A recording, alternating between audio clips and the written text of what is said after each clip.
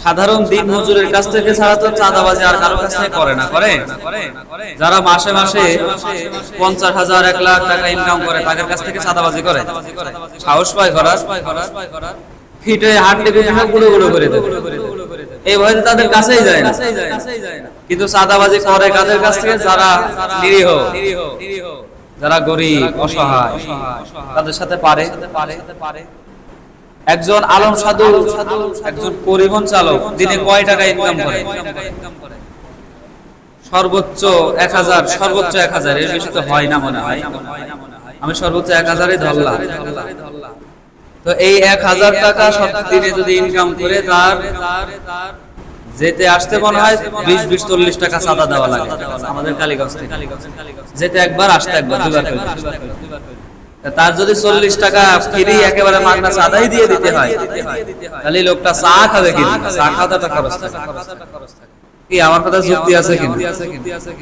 ওই 40 টাকা দিয়ে গরিব মানুষ সকালে নাস্তা করতে পারে, 2টা রুটি, একটু ডাল খেতে পারে,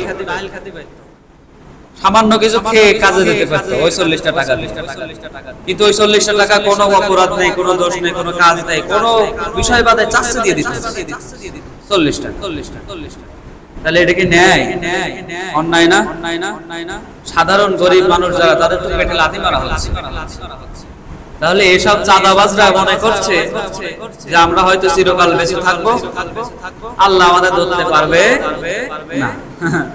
কিন্তু আল্লাহ তো বলছে যে আমি ধরি না, ধরলে আমি ছাড়ি না। তো তারা মনে করছে যে আমরা চাঁদাবাজি করছি, মানুষের মাছ থেকে 20 টাকা 40 টাকা করে আদায় করে অনেক বড় লোক হয়ে যাব না? পারবে না। কারণ অন্যের হক যারা মেরে খায় তারা বড় লোক হতে পারে না। আর যদিও ভাগ্যক্রমে হয়ে যায়, কিন্তু শান্তি পায় না।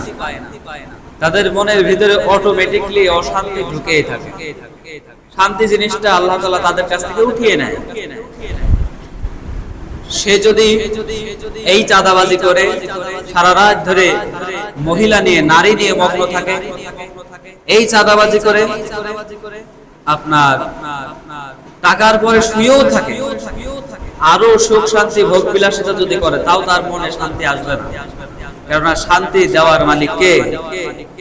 শান্তি কি টাকা দিয়ে কেনা যায়? সুখ কোনোদিন টাকা দিয়ে কেনা যায় না।